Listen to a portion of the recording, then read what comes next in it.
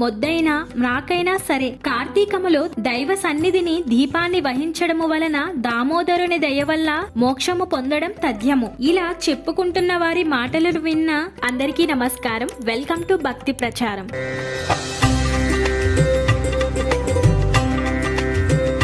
సంపూర్ణ కార్తీక మహాపురాణం 8వ రోజు పారాయణం. వశిష్ఠ ఉవాచ. ఓ జనక నరేంద్ర, కార్తీక మాసంలో ఎవరైతే హరి ముందర నాట్యమును చేస్తారో వాళ్ళు శ్రీహరి ముందర నివాసులవుతారు. కార్తీక ద్వాదశి నాడు హరికి దీపమాలార్పణ చేసే వాళ్ళు వైకుంఠములో సుఖిస్తారు. కార్తీక మాస శుక్లపక్ష సాయంకాలాల మందు విష్ణువుని అర్పించే వాళ్ళు స్వర్గ నాయకులవుతారు. ఈ నెల రోజులు నియమముగా విష్ణాలయానికి వెళ్లి దైవ దర్శనము చేసుకునే వాళ్ళు సాలోక్య మోక్షాలు అందుకుంటారు. అలా గుడికి వెళ్లేటప్పుడు వాళ్ళు వేసే ఒక్కొక్క అడుగుకు ఒక్కొక్క అశ్వమేధ యజ్ఞ ఫలాన్ని పొందుతారు. కార్తీక మాసములో అసలు విష్ణుమూర్తి గుడికి వెళ్ళని వాళ్ళు ఖచ్చితముగా రౌరవ నరకానికో కాలసూత్ర నరకానికో వెళతారు. కార్తీక శుద్ధ ద్వాదశి నాడు చేసే ప్రతి సత్కర్మ అక్షయ పుణ్యాన్ని, ప్రతి దుష్కర్మ అక్షయ పాపాన్ని కలిగించుతాయి. శుక్ల ద్వాదశి నాడు విప్రసహితుడైన భక్తియుతుడై గంధ పుష్పాక్షత దీప ధూపాద్య భక్ష నివేదనలతో విష్ణువును పూజించే వారి పుణ్యానికి మితి అనేది లేదు. కార్తీక శుద్ధ ద్వాదశి నాడు శివాలయములో గాని కేశవాలయములో గాని 1,00,000 దీపాలను వెలిగించి సమర్పించే వాళ్ళు విమానరూఢులై దేవతల చేత పొగడబడుతూ విష్ణు లోకాన్ని చేరి సుఖిస్తారు. కార్తీకము నెల్లాళ్ళు దీపమును పెట్టలేని వాళ్ళు ద్వాదశి, చతుర్దశి, పూర్ణిమ ఈ 3 రోజులైన దీపమును పెట్టాలి. ఆవు నుండి పాలు పిదికేందుకు పట్టేటంత సమయమైన దైవ సన్నిధిలో దీపమును వెలిగించిన వాళ్ళు పుణ్యాత్ములే అవుతారు. ఇతరులు పెట్టిన దీపాన్ని ప్రకాశింపచేసిన వాళ్ళు పాపాలు ఆ దీపాగ్నిలోనే కాలిపోతాయి. ఇతరులు ఉంచిన దీపము ఆరిపోయినట్లయితే దానిని పునః వెలిగించేవాడు ఘనమైన పాపాల నుండి తరించిపోతాడు. ఇందుకు ఉదాహరణగా ఒక కథ చెబుతాను విను. ఎలుక దివ్య పురుషుడగుట. సరస్వతీ నదీ తీరంలో అనాది కాలముగా పూజా పునస్కారాలు లేక శిథిలమైపోయిన విష్ణాలయం ఒకటి ఉండేది. కార్తీక స్నానార్థమై సరస్వతీ నదికి వచ్చిన ఒక యతి ఆ గుడిని చూచి తన తపోధ్యానాలకు గాను ఆ ఏకాంత ప్రదేశము అనువుగా ఉంటుందని భావించి ఆ గుడిని తుడిచాడు, నీళ్లు చల్లాడు. చేరువ గ్రామానికి వెళ్లి ప్రత్తి, నూనె 12 ప్రమిదలు తెచ్చి దీపాలను వెలిగించి నారాయణ అర్పణమస్తు అనుకుని తనలో తాను ధ్యానమును చేసుకోసాగాడు. ఈ యతి ప్రతిరోజు ఇలా చేస్తుండగా కార్తీక శుద్ధ ద్వాదశి నాటి రాత్రి బయట ఎక్కడా ఆహారము దొరకకపోవడం వలన ఆకలితో తన కడుపులోనే ఎలుకలు పరిగెత్తుతున్న ఒక ఎలుక ఆ గుడిలోనికి వచ్చి ఆహారాన్వేషణలో విష్ణు విగ్రహానికి ప్రదక్షిణముగా తిరిగి మెల్లగా దీపాల దగ్గరకు చేరినది. అప్పటికే ఒక ప్రమిదలో నూనె అయిపోవడం వలన ఆరిపోయిన వత్తి మాత్రమే ఉంది. తడిగా ఉన్న ఆ వత్తి నుంచి వచ్చే నూనె వాసనకు భ్రమసిన ఎలుక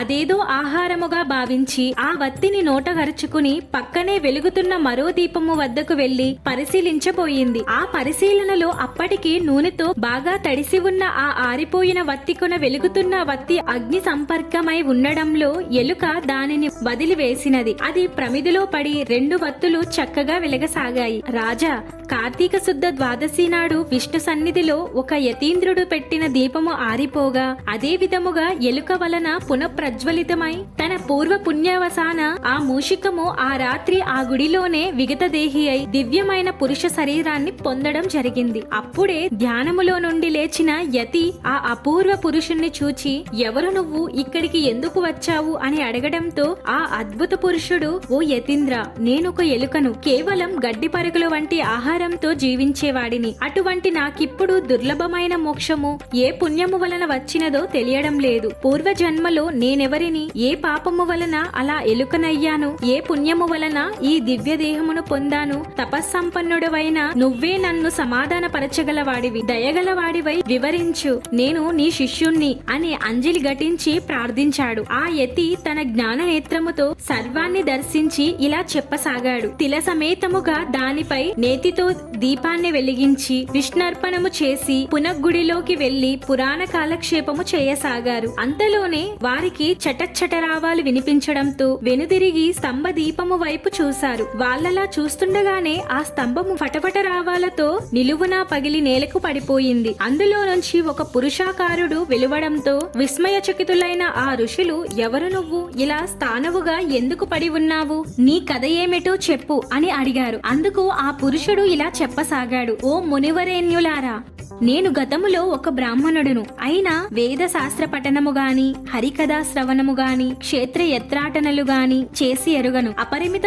ఐశ్వర్యము వలన బ్రాహ్మణ ధర్మాన్ని వదిలి రాజునై పరిపాలన చేస్తూ దుష్ట బుద్ధితో ప్రవర్తించేవాడిని. వేద పండితులు, ఆచారవంతులు, పుణ్యాత్ములు, ఉత్తములు అయిన బ్రాహ్మణులను నేను నీచాసనాలపై కూర్చొనియోగించి నేను ఉన్నతాసనముపై కూర్చునేవాడిని. ఎవరికి దాన ధర్మాలు చేసేవాణ్ణి కాదు. తప్పనిసరైనప్పుడు మాత్రం ఇంతిస్తాను అంతిస్తాను అని వాగ్దానం చేసేవాణ్ణి తప్ప ద్రవ్యాన్ని మాత్రం ఇచ్చేవాడిని కాను. దేవ బ్రాహ్మణ ద్రవ్యాలను స్వంతానికై ఖర్చు చేసుకునేవాడిని. తత్ఫలముగా దేహాంతన నరకగతుడై అనంతరము 52,000 మార్లు కుక్కగాను, 10,000 సార్లు కాకిగాను, మరో 10,000 పర్యాయాలు తొండగాను, విష్టాసినైన పురుగుగాను, 1,000,000 జన్మలు చెట్టుగాను, గత 1,000,000 జన్మలు ఇలా మొద్దువలేను పరిణమించి కాలమును గడుపుతున్నాను. ఇంతటి పాపినైన నాకు ఇప్పుడెందుకు విమోచనము కలిగిందో, ఈ విశేష పురుషాకృతి ఎలా వచ్చినదో సర్వజ్ఞులైన మీరే చెప్పాలి. ఆ ఉద్భూత పురుషుని వచనాలను విన్న ఋషులు తమలో మాటగా